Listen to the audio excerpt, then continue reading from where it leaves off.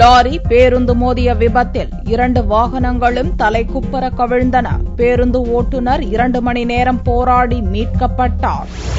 திருவனந்தபுரத்தில் இருந்து தனியார் ஏசி பேருந்து சென்னை நோக்கி 29 பயணிகளுடன் வந்து கொண்டிருந்தது. விழுப்புரம் மாவட்டம் திண்டிவனம் அருகே ஜக்கான்பேட்டை என்ற இடத்தில் பேருந்து வந்து கொண்டிருந்த போது எதிர்பாராத விதமாக முன்னால் சென்று கொண்டிருந்த லாரி மீது திடீரென மோதியது.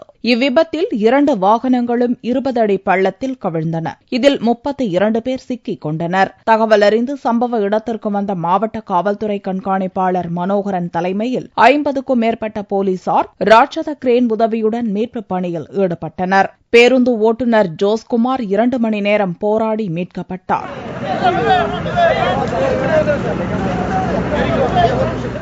ஓம்னி பஸ்ல நேற்று திருநெல்வேலியிலிருந்து ஏறினாங்க.